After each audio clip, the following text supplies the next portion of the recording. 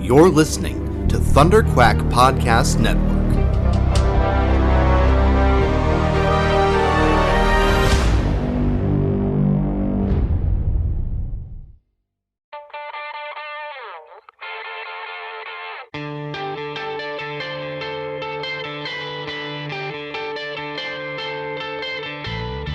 Hi, this is Peter David, and you're listening to the Epic Marvel Podcast.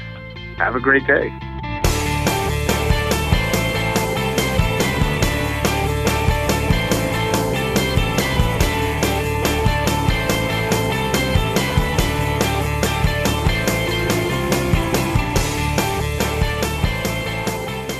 Hello, everybody. Welcome back to the Epic Marvel Podcast. This is XFactor.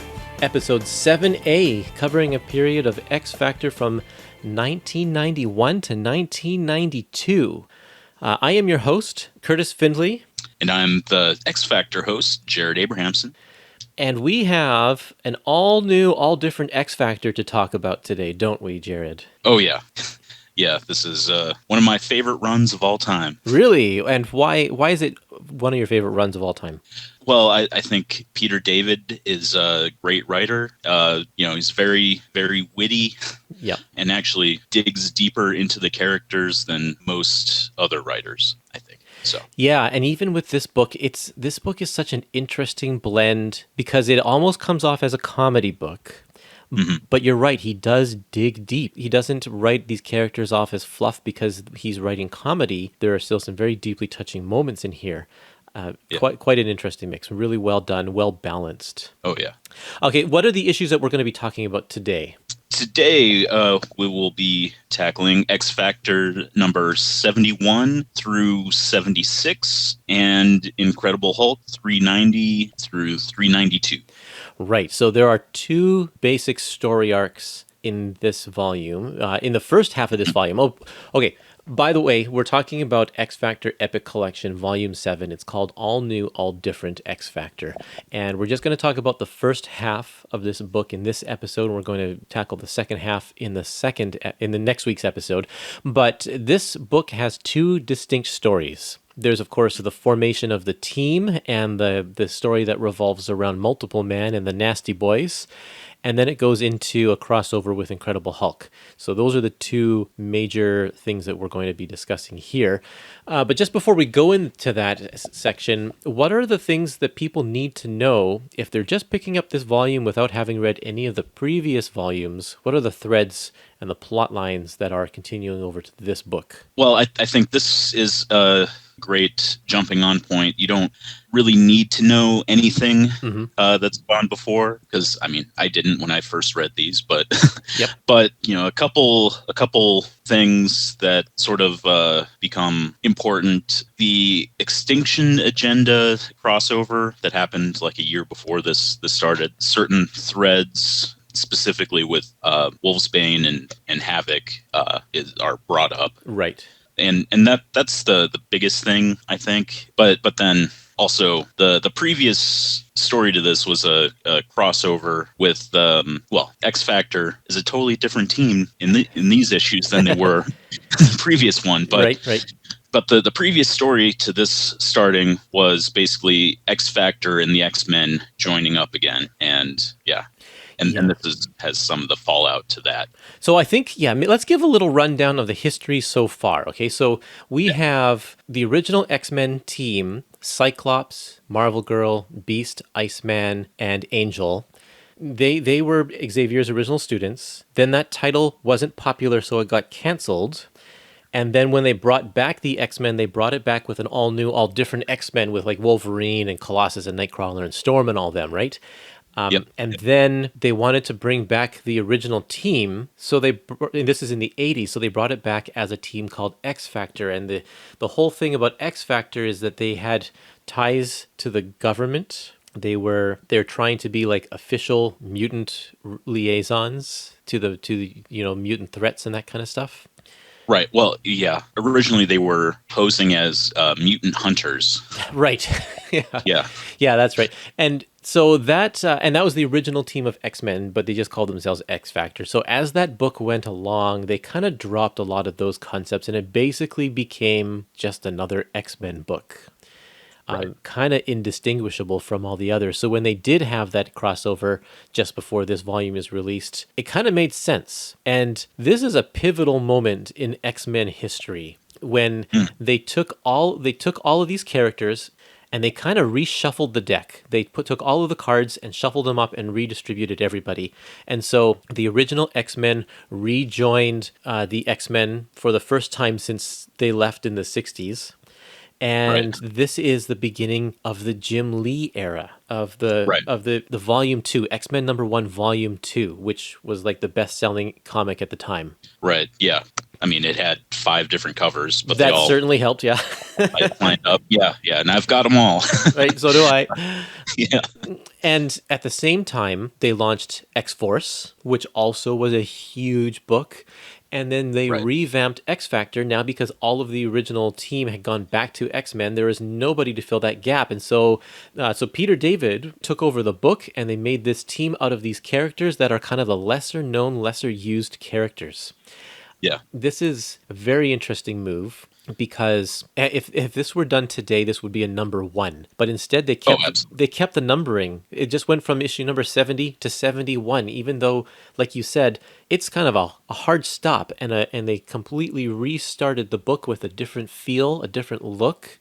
The comedic factor of the book went up, and featuring these characters that, a lot of people, if they hadn't been paying attention, may not even know. Strong Guy. I mean, Multiple Man was only in a handful of issues before this, even though he's been around since, for like 15 years before this. Yeah.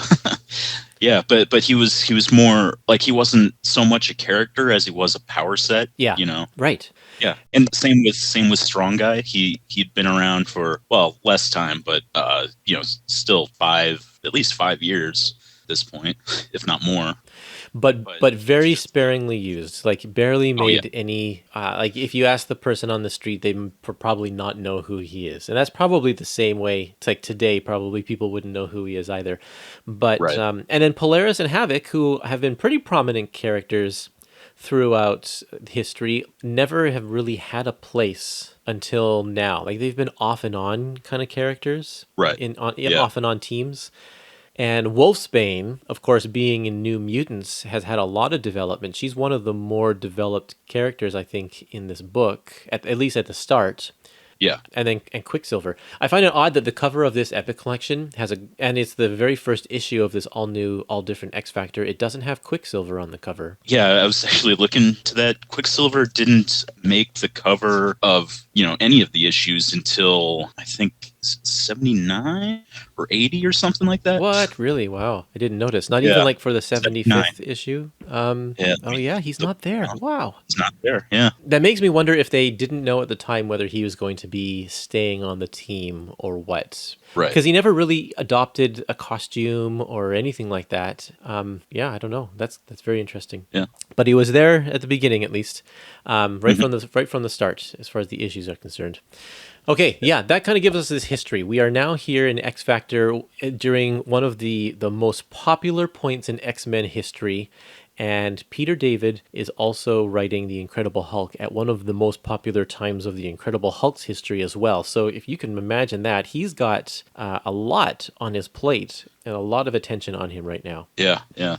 Before we start, let's look at some listener comments. I asked on Instagram and on Facebook and on Twitter for people to give some comments about this epic collection. Let's see what they say.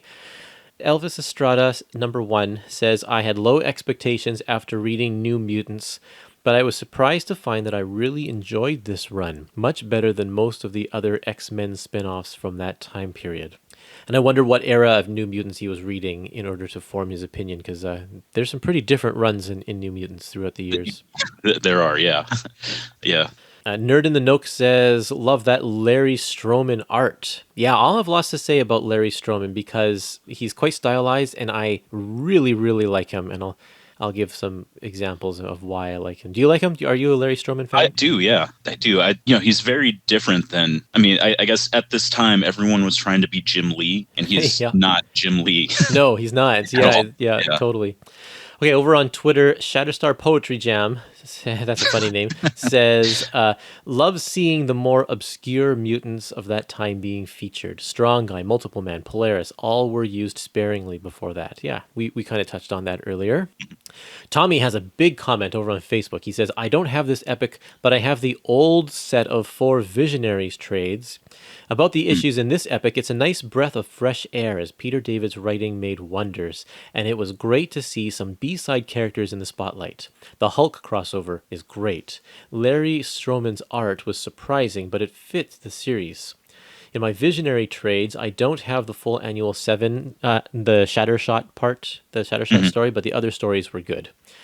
We had a fun story with Derek Robertson on art about Val Cooper and Joe Madureira with a tribute to Calvin and Hobbes. So we'll talk about that in next week's episode. Yeah.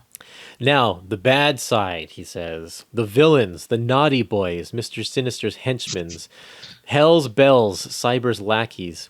Mostly lackeys except for Rhapsody, and far from being charismatic. I think, however, that at one time they fight the Mutant Liberation Force, or Front, I guess it's supposed to be called. Yes, it's a Front. Yeah. There are nice backstories, however, with some of them. They explain the past of one of the nasty boys, and at one moment, Tempest from the Mutant Liberation Front helps the team with some info. So they do have their moments, but yeah, these bad guys... I think because this is a comedic book, they're trying to make a little bit more comedic villains, and that doesn't quite pay off in the right way. He also says the change of pencilers is not great in this volume. There's not a whole... Yeah, I guess there's the... who's the artist toward the end of the book? Is it still Stroman at the end? Yeah, it's still Stroman at the end, but there are some fill-ins. Yeah. There's a Tom Rainey fill-in he's a good penciler, and... the annual has a bunch of different pencilers as well. Yeah, right. We'll touch on that as we go through as well. Yeah. Okay.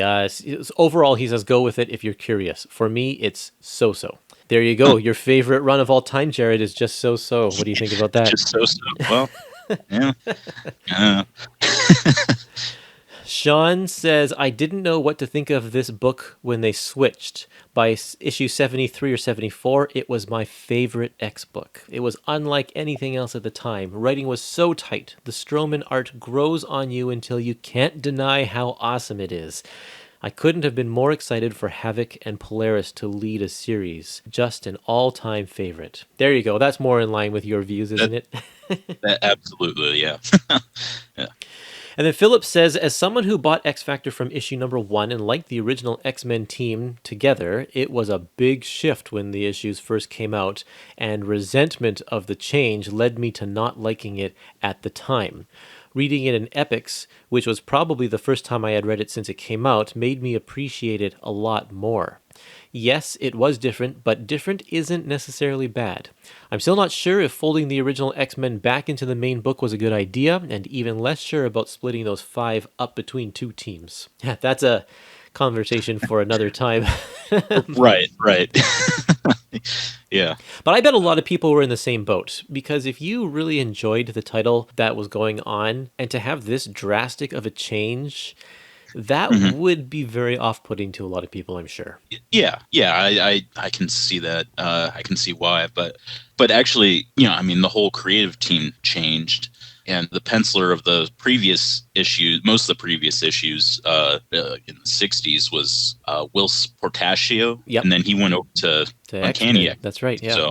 So then most people would just jump over to that title because that's where the characters went and that's where the penciler went. That kind of just continued over there. Yeah, that's a good point. It would be easier to swallow if the title just ended and then they rebooted it to number 1. I think people would have been able to give it a different appreciation if it didn't have the numbering continuity. Yeah.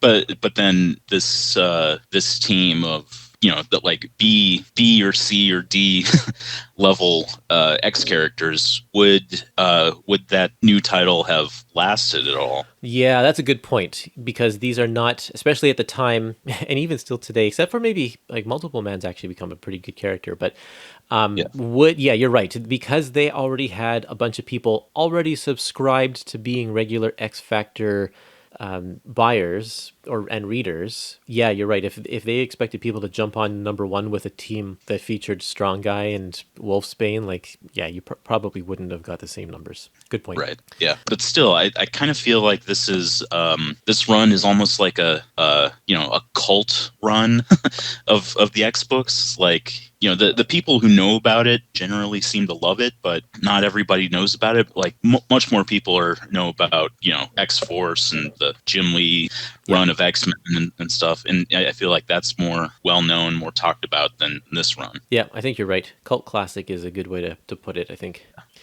Last comment here for today. Ben says, loved Peter David's X-Factor. He took a bunch of characters no one else wanted and showed just how great they are. Every later writer is still referencing David's version of Quicksilver. It had mostly great art. Larry Stroman and Joe Quesada both did some amazing work. And Peter David is currently going through a health crisis, and I wish him the best. That's right. He is he's having problems with his kidneys currently and needs a kidney transplant. So yeah, Peter, we do wish you the best, and hope that all works out and you get to have a speedy recovery.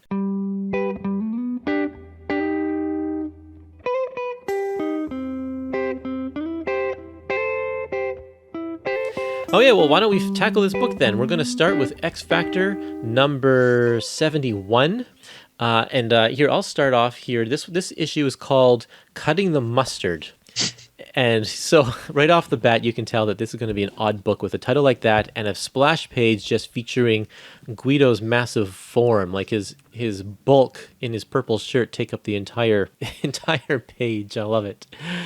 So this is the issue where this new team is formed. We are introduced to each character individually but the main plot is that Quicksilver's powers are causing him to age rapidly, and then at the very end, Multiple Man out of the blue is shot and killed. Mm-hmm. So very interesting issue where we get the death of a character of one of our team members that's prominently featured on the front cover right in the first issue. I can't imagine how shocking, but I mean, you think about it, and it's like, okay, this is Multiple Man. So is this just a duplicate? I think we can figure out that he's not actually dead. Yeah, or is he? Or is he? Yeah. Yeah. So right off the bat, mentioned the splash page with Guido and the purple shirt and stuff, and him saying, "You got any grape pawn?" Yep. And the title right above that, "Cutting the Mustard." That's it's a good joke. Yeah, it is. And this book is full of great jokes. I feel like it has a really nice sense of humor. It works well. The humor works well with the artwork, which sometimes humor in comics is hard to do. Because do you just do you do physical humor, or do you do topical references, or what? Like when you don't have the ability of timing and inflection, and you have to assume that the reader is putting their own timing and their own inflection into the jokes, it's very, very easy for jokes to fall flat that way and for people to not find things funny. But I think Peter David has a good sense of how to write jokes for the comic medium in this sense, but also it works well with Larry Stroman's art because he gets to dictate how the panels are laid out and how the panels kind of determine the flow of the jokes as well. So there are times when he will make a string of jokes in a bunch of really, really small, tiny panels. And the small, tiny panels make you slow down and you have to read more. It takes longer to go through the page. So I think that sense of timing really helps with some jokes. And then if there's more physical jokes, he'll use bigger panels to make them move a little faster and make the punchline pop. So it's actually a really, really good blending of the two, the writer and the artist. They work really well together. Yeah. And also, I think Stroman is great on facial expressions, too. Yes, that definitely helps. That helps. Yeah. Oh, for sure. This issue, being a first issue, is a little light on action, but that's because we are just being introduced to the characters kind of for the first time. Peter David assumes that we don't know any of these characters, which is good. So we get introduced kind of to each of their power sets, except for Guido. We don't really know anything about him except that he's huge. We can infer from his massive muscles that he's a powerhouse, but we don't really know much about him at this point. Only that he can't open a mayo jar. Yeah, well, nobody on the Nobody team can do that. That was a great running gag. I thought that was a nice way to tie the whole issue together, and also to show off the comedy bits as well. Right. Yeah. Yeah. And at the end, everyone's using their powers to try and open this mayo jar. Nobody can do it. And then Val Cooper, the human, The human. no issue. Yep. But yeah. We get a cameo from Cyclops and Professor X in this, and I think this is important because that ties the old team with the new team. For readers Right. who are a little off-put, this is sort of like a handing off or passing of the torch moment, so that we can see like, oh, we're not forgetting the past, the history of X Factor. This is definitely the continuation of it. Right. Yeah. And Cyclops is wearing his X Factor Right. uniform, Yeah. not his new one That's right. that he did, this same month. Yeah. Cyclops and Professor X, they talk to Havoc to join, trying to talk him into joining the team because he doesn't want any part of it. Until they mention that Lorna Polaris is going to be on the team. Yep, right. So Yeah, they have a long history, those two. So it's Yeah. and I don't know, like I've read X-Men in such, bits and pieces, so I Right. never know how long they've been apart or like where they are in their relationship here, but obviously they're at a point where it's a little bit strained. They're not sure how to be around each other. So that'll Right. be a nice progression as they work through that together in this book. yeah. Okay, you want to take us through the next issue? Issue 72, titled Multiple Homicide. Love it. Yeah, right. Because it picks up right from the end of the previous issue where Multiple Man has been shot and appears to have been killed. The rest of the team sees it on the news, so they go to that location to find out what's going on. And as they're around the body, going to avenge Jamie, he just pops up behind them. And so he's alive and well. Yeah. Then later there's a press conference where they're announcing to the world this new X Factor team, and another version of Multiple Man shows up in the crowd claiming to be the original and wanting to, claiming that the one on the team is a imposter. Yeah, great moment there. I love it. And you said this before. Multiple Man at this point hadn't really been developed as a character. Right. We know that, you called him a power set, and that's kind of how he was through the very few appearances that he made before this. So this is kind of the very first time that we're seeing the personalities have, distinct, different personalities. Like they are individualistic thinkers, and that's kind of cool. Yeah, it's more prevalent in later issues, but different versions of Multiple Man have different personalities. Yeah, and I think Peter David really does that. I don't know if he gets into that in this series, but he sure does that in when he relaunches X Factor in what are the 2000s. Right. Yeah, and I mean that series was basically all Multiple Man. He was the star of it. So now there is some really, really great dialogue in here, existential dialogue, where Havoc is really trying to come to grips on what it means to have a duplicate. He has a little bit of a breakdown because he's like, I didn't realize. Yeah, he doesn't realize what kind of effect that he would have on his dupes. Like, he just used them as cannon fodder. He would send them out so that they would be distractions and they would get killed, and he didn't have to worry about it. But what if all of these personalities, all of his duplicates actually are individual sentient beings that have their own lives and have their own souls? Like, great. Right. He's having a great existential crisis right now. Yeah. And you'd say that Peter David digs deep into these characters, and it's like right off the bat here, he's really making Jamie question his own being and his whole worldview that he's known his entire life. Right. I think he says that this is the first time any of his dupes have been killed. Yeah. And he can't reabsorb the dead body, which messes with him. Totally. Yeah. That would be frightening. Yeah. Yeah, because Right. like, did the dupe suffer? Did the dupe have have a like, if this one has been separated from a long time, and has he formed relationships? Is there anybody we should be notifying? And like, there's a lot of implications to that he hadn't thought about before. Right. Right. Yeah. There's a great line. I don't remember if it's in this issue or in a later one, but where they talk about how the different versions or dupes of Jamie, they have different perspectives, even if it's only a few feet. Yeah, totally. Yeah. So Yeah, and perspectives in more than one way. yeah. Yeah. Larry Stroman's art is really great in this. I love the way he draws Strong Guy.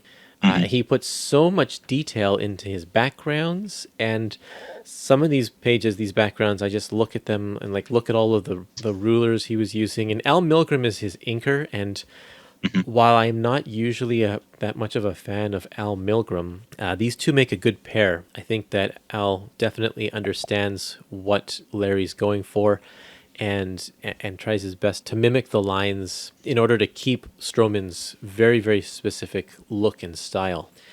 Yeah. Do you know Kyle Baker? You familiar with that name? No, I don't think so. Kyle Baker is an artist who's done a lot of kind of independent work. He did a run on Plastic Man kind of in the 2000s, and he was very, very comedic. But when he was doing kind of underground stuff in the 80s, he did kind of books like Why I Hate Saturn and The Cowboy Wally Show. And I think that his style is very similar to Larry Stroman, or rather that Larry Stroman is very similar to Kyle Baker, because Kyle kind of came first. Okay. But I like both of their style. They have a mix of very accurate proportions mixed with exaggerated features. And you look at hair like Polaris's, it always feels like it's water that's flowing. Right. That's kind of something that Kyle Baker did as well. I feel like their styles are kind of in line with each other. Okay. Did you know in this issue, Larry Stroman drew himself into one of the panels? Is he the police officer? He's a police officer. That's yeah, what I thought. page Yeah. 2. Yeah. Nice. Yeah. That's great. One other thing I would have to mention on this issue, the first appearance of Vic Chalker. Yeah. Okay. So I have no idea who this Vic Chalker guy is, but he's pretty funny. I assume he's going to be a big player later on. Yeah. Well. Big for XFactor. Yeah. I don't want to give anything away. But okay. Good. Don't give anything away. Okay. Awesome. Oh yeah, I should mention that I am reading these. Other than the odd issue here and there that I read as a kid, I'm reading this whole run for the first time, and I'm just loving it. It's so well done. So yeah, Vic Chalker, he's really funny in these issues because he's building this contraption, and the comedy just is really, really great too. Like, it gets in the machine and it's not working because it's too powerful and it's drained all the battery right away. That kind of stuff. Yeah. Yeah, really good. Okay, we'll go on to issue number 73. This one's called Crowd Control. Another joke on Multiple Man's powers. I love it. I think these are brilliant names. But in this one, the team XFactor tries to determine who is the real Jamie Madrox, and they both make very convincing arguments. But the issue starts off with a big fight because they have to take down both Multiple Mans who start fighting with each other. And it's the classic, you hold a gun to the people who look the same. It's like, which one do I shoot? We get a lot of good character moments as well from like Guido, who's been kind of he's been a lot of the comedy relief through these first few issues, but he also is a guy to kind of keep the peace and de-escalate situations, so that's good. But then at the very end, we find out that there's going to be something going on with Strong Guy. Oh, one thing we forgot to mention is Strong Guy gets his name in the last issue. When they go on TV, he doesn't have a superhero name, and so the TV host is introducing them. Kind of reminds me of like when in the first Sam Raimi Spider-Man, when Bruce Campbell is introducing Peter Parker. Right, yeah. I'm Human Spider. Yeah, exactly. It's a terrible name. Yeah. In this one, the host says, and there's one more guy, is that strong guy over there. And what's your name? Oh yeah, that's it. I'm strong guy. Strong guy. Yeah. And I think Havoc is like, that's terrible. You can't do that. But Yeah. yeah. So anyway, yeah, back to Strong Guy and his moment. He has a moment in the sun when he's on TV, and he's blasting the people for using the term mutant as a derogatory term. But it's kind of a weird conversation, I find, because while it is addressing a certain subject that I think is good to be addressed, and they do this in the X-Men cartoon as well. They kind of address what it means to be a mutant and how that term is used in the public. But he says we should be. He has this big, long kind of a rant, and then the TV host says, "Well, what should we call you guys?" And he says, "Just call us genetically challenged, or GCs for short." And they kind of they turn it into a joke. So I was like, "Oh, that's kind of weird that they take a nice speech and a nice sentiment and then turn it into a joke." But on the flip side, I also remember when Havoc himself addressed the public. I can't remember what era this is, but it's more like in like the Avengers versus X-Men era. It might have actually been Avengers versus X-Men when he purposely says, "Hey, mutant is not a derogatory term. This is who we are. We're proud of it. We are mutants." So the writers of these books kind of flip-flop between what they think about that term mutant. I kind of almost feel that the term Guido comes up with, genetically challenged. To me, that seems like it would be more insulting than mutant. But yeah, exactly, because you're saying that you have a deficiency. Being genetically challenged, right, is right. You're deficient, which is not the case. They are enhanced. They are proud of the fact that they have these abilities, or most of them are at least. Mm-hmm. Okay, we get a little bit more of the subplot that you mentioned before, where Wolfsbane is kind of following around Havoc, and I think does it come to a head in the next one? I can't remember, but yeah, there is an ongoing story where she's kind of following him around in secret and watching what's going on, a little jealous of Polaris. So that's an interesting thing, because I just finished reading the Demon Bear Saga New Mutants epic, and Wolfsbane's character there is so different than how she is now, how it's progressed in those short few years through the 80s. Right. But she's very different. Right. Yeah. And I mean, and a lot of why she's different happened in the Extinction Agenda crossover. Right. I mean, that's why she can't go into her human form. Yeah, there's another story that I've read, like maybe 4 chapters of that story, because I had those random issues as a kid, but haven't read the full thing. Sure, so I should probably get on that sometime. Right. Yeah, well, I mean, it'll eventually be in an Epic collection, so. Yep. Soon enough, hopefully it's going to be in, most likely, the last New Mutants volume. I think it's 9, or maybe it's 10. I can't remember. But anyway, let's keep on going. Issue number 74. Okay. 74. This issue is titled Politically Incorrect, and it features a big guy by the name of Slab taking hostages at the Washington Monument, and the team go to stop him. And Guido has a big fight with this big guy, and they end up destroying the Washington Monument.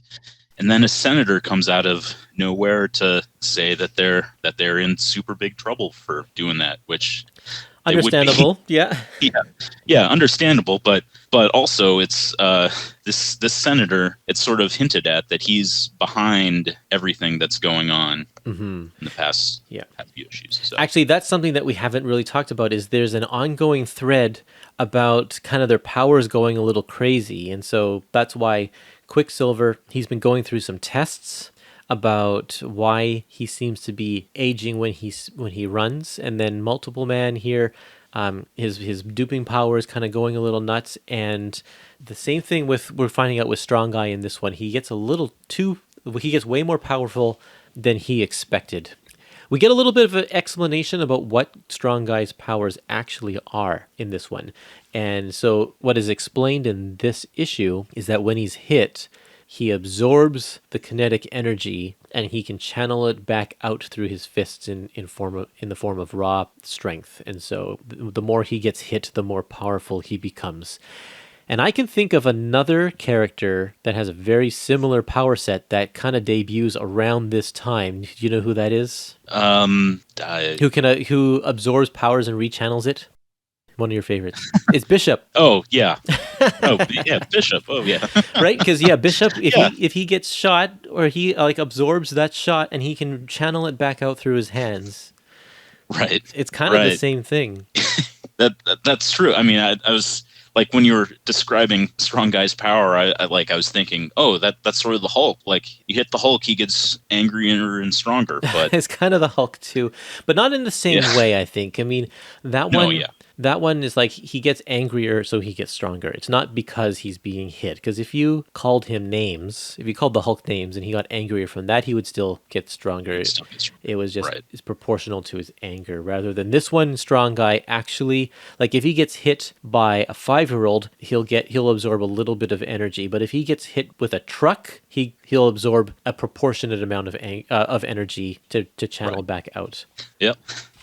Yeah, some more great art in this. I just love the way that Stroman sets up his pages and sets up his panels, because he knows exactly how to compose the panels to give really, really good flow of action. He doesn't go for flashy, like, sideways diagonal panels or anything like that, like, because that's what Jim Lee was doing on the pages of X-Men. Larry Stroman decides to keep it way more straight in that sense. He still has fun with his panel layouts, but they're not ridiculous like we see in the pages of X-Men #1. Right. In fact, the only time that he really plays with the panels in a drastic way is on page 89 in this Epic collection, right at the very kind of the beginning of the fight between Strong Guy and Slab, when Slab starts picking up police cars and throwing them. Then the panels get distorted a little bit, and that's just to show us the frantic nature of the battle. If this were a movie, we'd get the shaky camera going up and down. Right. Yeah. And something I've noticed with Stroman's work, some of his like backgrounds have lines through it. Yep. I don't know. It kind of reminds me of, like, some anime or that kind of the motion lines, right? Yeah. Yeah. That's true. He goes very, very crazy with those. They're all over the place. But I think that adds to making his work very, very dynamic. Right. Yeah. Yeah. Absolutely. Yeah. Okay, here we go. We're going to go on to issue number 75. This is the very big double-size 75th issue of XFactor. It's kind of funny that we get a milestone issue, and we're only 4 issues into this new team, right? Yeah.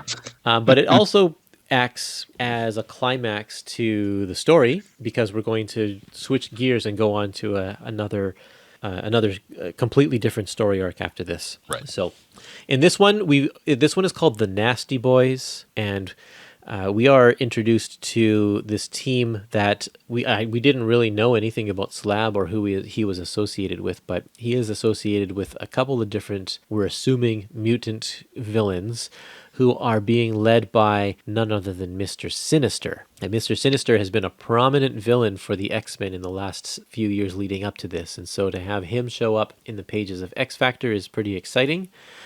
Even though he doesn't really have any ties to these characters except maybe Alex Summers, I guess, right? Polaris was also on the X-Men, when they faced off with him. Right. At one point. Yeah. Yeah. But no real history, like, with any of the yeah. individual characters. Right.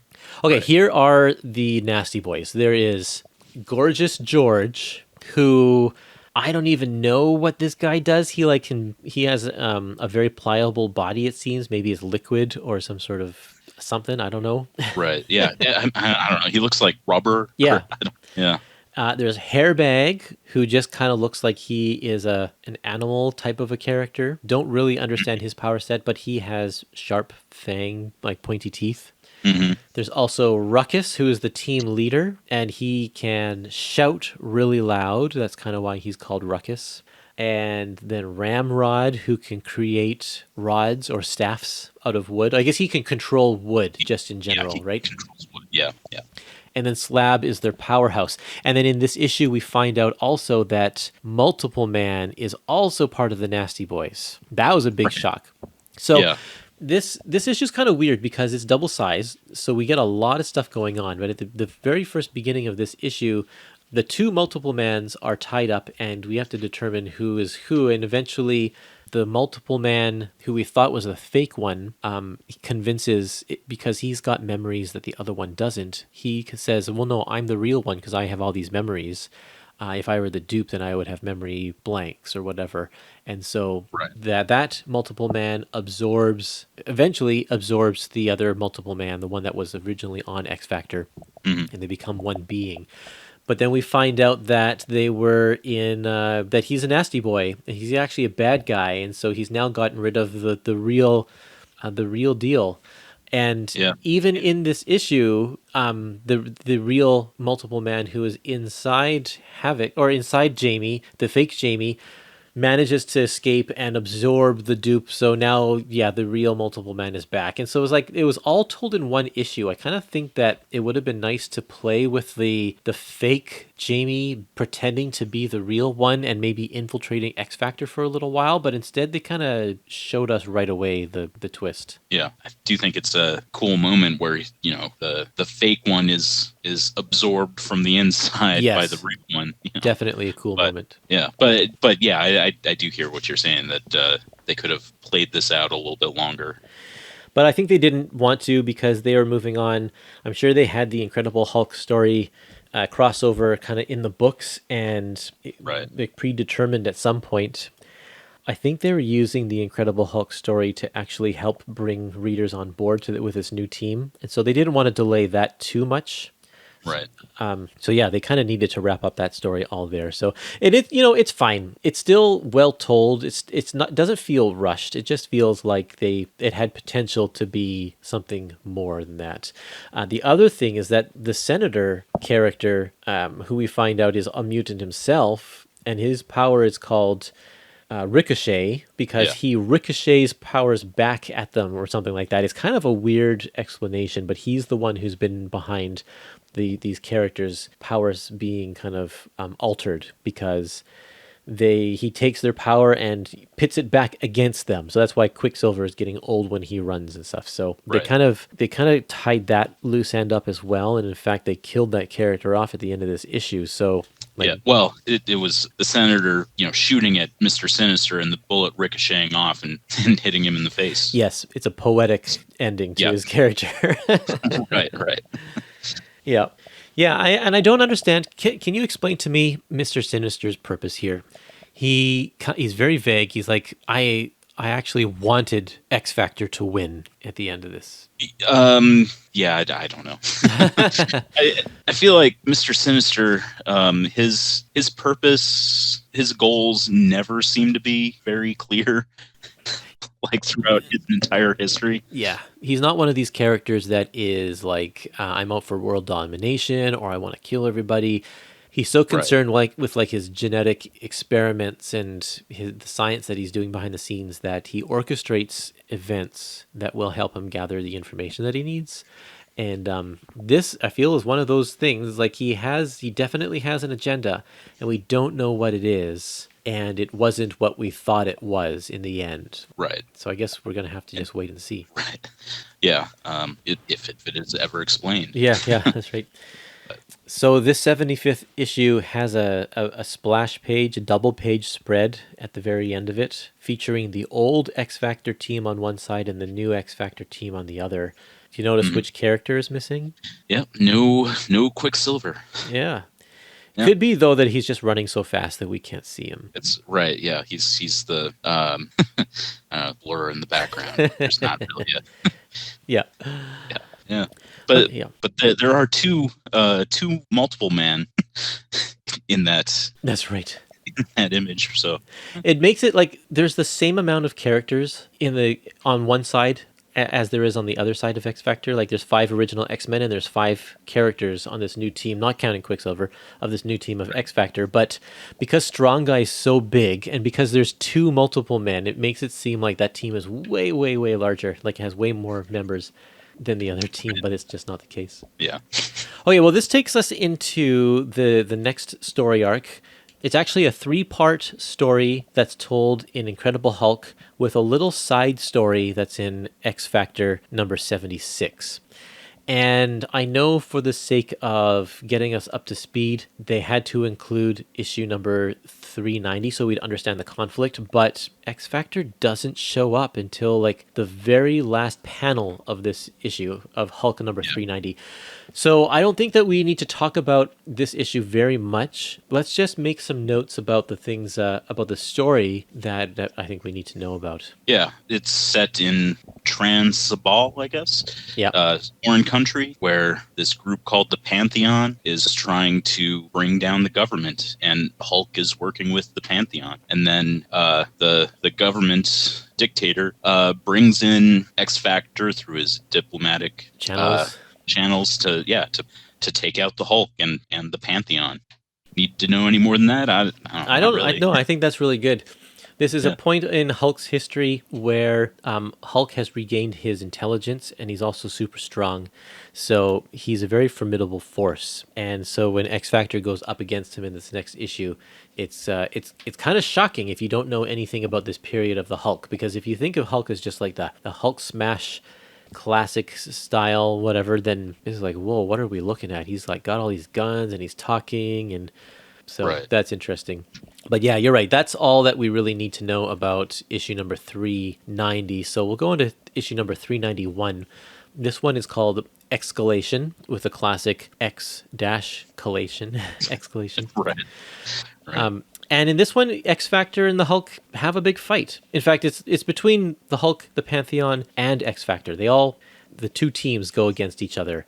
And there's an interesting dynamic because the X Factor isn't acting independently because they are a government-funded and government-sanctioned group. So they are going in as U.S. military. Mm-hmm. Yeah, a special government like strike force. Yeah, exactly. So that rubs the Hulk and the Pantheon the wrong way, because they feel like they're doing the right thing by trying to overthrow an oppressive government. Yeah. And in the end, there's a big explosion, and the Hulk and Havoc are caught in the explosion. Meanwhile, Wolfsbane gets hit clear across the city, it seems, by the Hulk. And we don't know kind of where any of those characters are. Yeah. So, before we get into the meat of it, I really love the scene where X Factor, they're meeting the dictator of this country, and he's trying to be all suave, and he's like kissing all the ladies' hands, and it goes, from Val Cooper to Polaris, Wolfsbane, and then Strong Guy is holding out his hand. Same way, it's like, that's perfect. Yeah. Yeah, I love the way that Dale Keown draws Strong Guy in this. He's so incredibly massive. In fact, he does all of these characters really well. He's such a great artist, and his Hulk is just amazing. These issues, the art in these issues are so good. He has a soft roundness to his characters. Like you feel like they are, like you could hug them all. Yeah. Yeah. But this is X Factor's second mission. The first one was the Washington Monument, and then all of a sudden they're sent into international affairs. Like, wow, that's quite a jump we're making here. Going to the Middle East and trying to get involved in the Middle East conflict. Wow. Yeah, and it seems to be sort of on the side of like a Saddam Hussein type. Oh, for sure. That's definitely what they're alluding to, especially being in the early 90s. Mm-hmm. Yeah, absolutely. I have all these issues. Well, I bound them together. Oh, yeah. Yeah. So, I'm looking through the original issues, and there's an ad for the Operation Galactic Storm in one of them, and that's just like, Operation Desert Storm. Like this is the era that we were in. Yeah. And like that's kind of where the Avengers were at the time. Was they took a little bit more of a militaristic approach, and X Factor, of course, the New Mutants turned into soldiers X-Force, the New Mutants turned into soldiers. Right. That's kind of a lot of the reason why comics were reflecting the reality of the situation, and these were the stories at the time that people understood. Mm-hmm. Very interesting. Well, let's keep on going. All right, X Factor number 76, titled Excommunication. and again with the X dash communication. Yep, of course. Every time. Every time, yeah. So primarily, this issue is about following Wolfsbane, how she was knocked across the way out of the battlefield from the Hulk, and she's captured by a brother and sister who are locals, and the brother really wants to send her to the beloved dictator. And meanwhile, the battle with the rest of XFactor, not Havoc, but everybody else against the Pantheon guys. And well, at the end of the issue, the sister knocks the brother with the bottle. Yep. So Wolfsbane can escape, and then the brother stabs her, and Wolfsbane loses it, and apparently tears him up. Yeah, tears rips him to shreds. Yeah, and then the final panel is Quicksilver rescuing her, but her saying, "I'm going to burn. I just know it forever and ever," because you can see the guilt on her face from the artist. Yeah. This is the Tom Rainey guest penciler fill-in issue. It's not really a fill-in, but he's the guest penciler. Right. And he does a pretty good job, but I definitely think that I missed Stroman already. It's very different. Now, this is a very different, very interesting issue. It doesn't have the comedy that we've been used to from the first story arc. Right. It deals with some very serious subjects. It deals with, it's like a very defining moment for Wolfsbane. Everything that we know about her character up until this point is based in the fact that she grew up in a very conservative, fundamentalist Christian upbringing and very sheltered. And that is carrying through today. And then we're met with, the religious extreme that is in the Middle East. And how do these two characters who have this apparently the same faith, but very, very different views about it, how are they going to, reconcile their beliefs with each other? And, the fact is they can't. And this is an ongoing struggle, I think, especially with the Western religion and Eastern religion. That it's the same religion, but the cultural differences make it so completely different. And you even get that within the Western religion. There are so many different versions of Christianity that are so conflicting and different. Well, I mean, then there's different versions of Islam as well. Yeah, right. So, but it's kind of a very historical type of thing where these views do not get along. Yeah. By the end of the issue, I feel like, Rain takes matters into her own hands, because the sister character here is an oppressed female who in Middle East culture at this time wasn't given any sort of authority to do anything. And so when she finally does make a stand in order to help, she pays the ultimate price for it. And then Rain ends up killing the brother character, and it's like now she's going to hell because she committed murder willingly. She willingly committed murder. And how is that going to affect her from now on? We're going to see some of the effects of that in these next couple of issues. Yeah. It's interesting how they write this little story arc, because at the end of the Hulk issue, it says you don't have to read XFactor 76, but you can. It wouldn't hurt, and then come back for this one.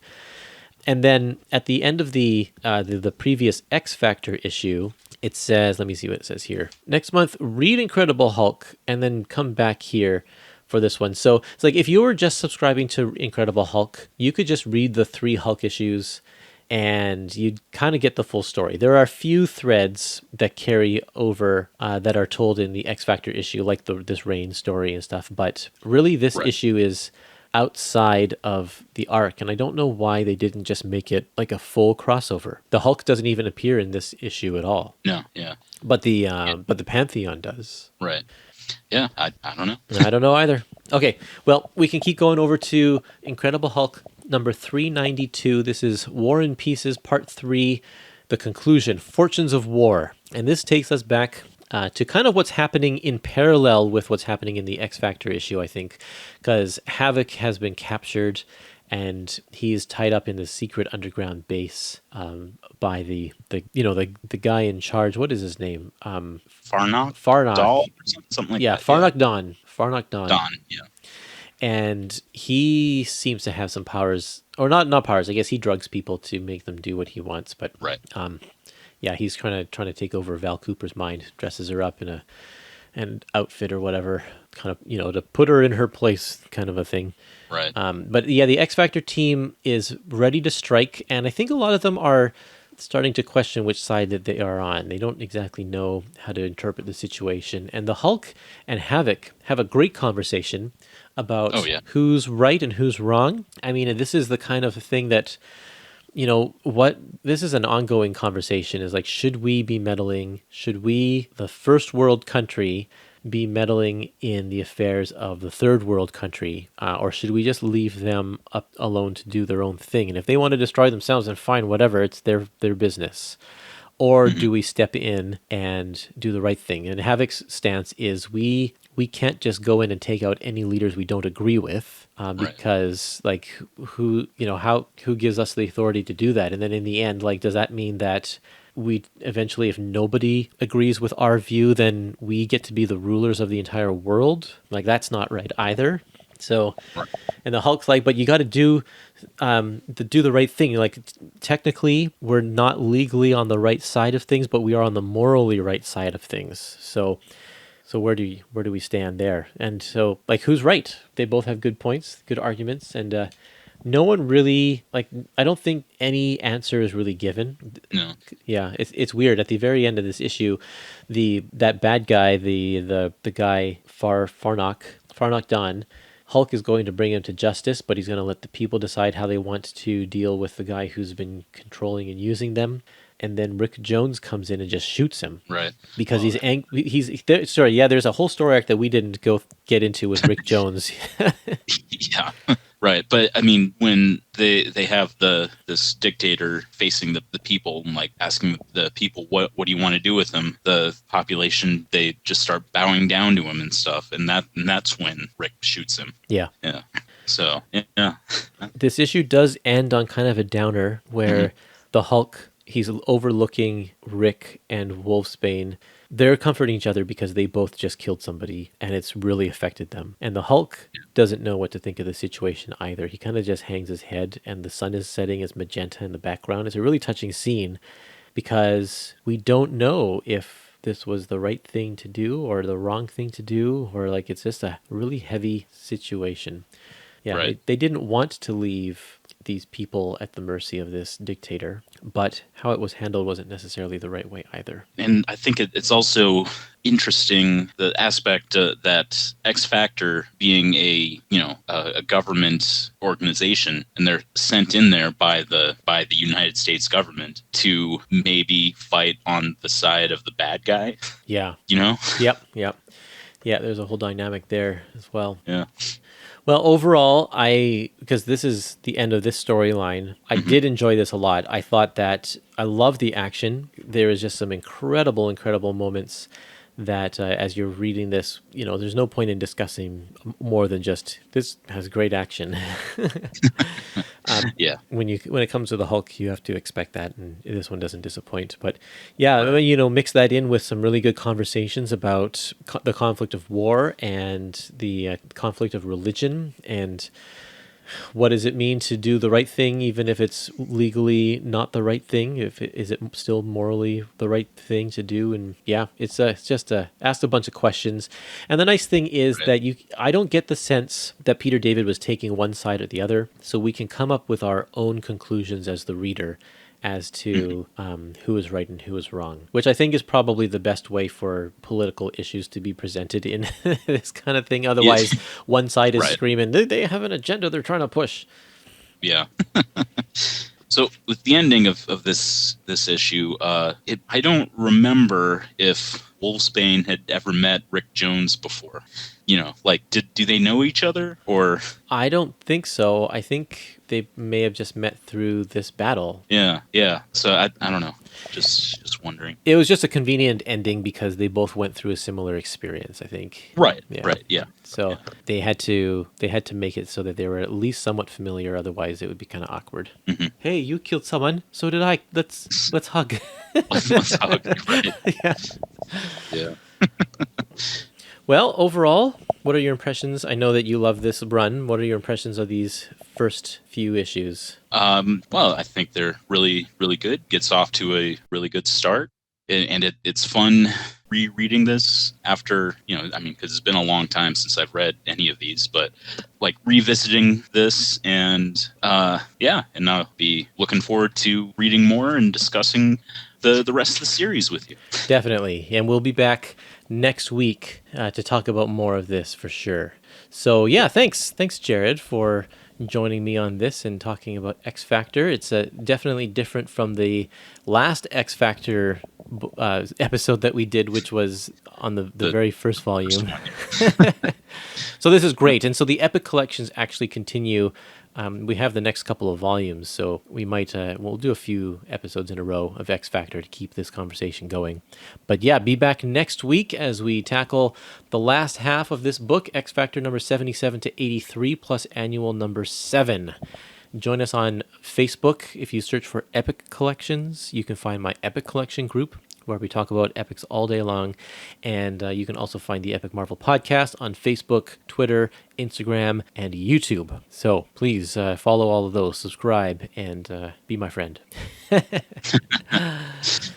Okay, great. Thanks for listening, everybody, and we'll see you next week. Yeah, have a good one.